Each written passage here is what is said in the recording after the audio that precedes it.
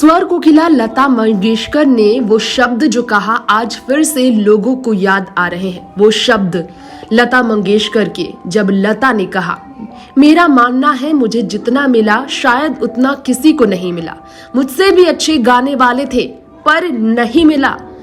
तो मैं मानती हूं कि उसने चाहा हुआ। जी हाँ, जो ईश्वर ने चाहा वही हुआ। वो नहीं चाहता नहीं होता, और अभी भी अगर वो चाहे तो सब खत्म। इस तरह से लता मंगेशकर ने अपनी बातें रखी थी। लता ने एक और बात कही थी इंटरव्यू में।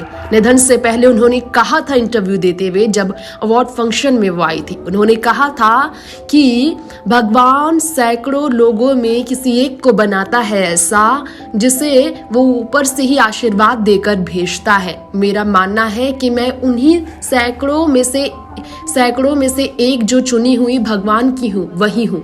मैं भगवान की तरफ से चुनी हुई हूँ। मैं ईश्वर से आशीर्वाद लेकर आई हूँ। मेरी आवाज़ ईश्वर की देन है, मैं ये मानती हूँ। शायद इसीलिए मुझे इतना प्यार मिलता है, बिना मांगे सब कुछ मिल जाता है।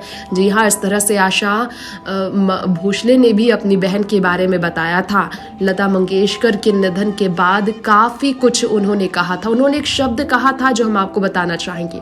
उन्होंने कहा था, कुछ पाकर खोना है, कुछ खोकर पाना है। जीवन का मतलब तो आना और जाना है। निधन के बाद यही वो शब्द जो है लता मंगेशकर के लोगों को बहुत रुला रहे हैं। 50,000 गाना गाने वाली लता मंगेशकर एक एरा थी जो हमेशा के लिए चली गई। लता जी ने स्टेटमेंट देकर लोगों को काफ़ी रुलाया था। उन्होंने कहा था कि मैं अपनी रिकॉर्डिंग डे को याद करती हूँ, वो दिन कभी नहीं भूल सकती। अपने सीरियसनेस और स्ट्रिक्टनेस के लिए भी लता जी जानी जाती थी, लेकिन बहुत चाइल्डहुड में नोटोरियस भी थी वो। ये बात उन्होंने खुद ही बताई थी। नेक्स्ट 9 न्यूज़रूम से तृप्ति की रिपोर्ट। वैसे तो लता मंगेशकर ने अपने इंटरव्यू में ये भी कहा था, जब वो बिल्कुल छोटी थी, एक एस्ट्रोलॉजर ने उन्हें लेकर प्रेडिक्ट किया था। ये बात उन्होंने बताई थी। जी हाँ, लता मंगेशकर ने बताई थी शादी उनकी मर्जी से होगी। ये आपको बताना चाहेंगे हमारे इस रिपोर्ट में। मदन मोहन लाल ने इस बारे में कहा था, उनकी शादी को लेकर, उनकी करियर को लेकर, उनके बचपन को लेकर, उनके वेल्थ को लेकर।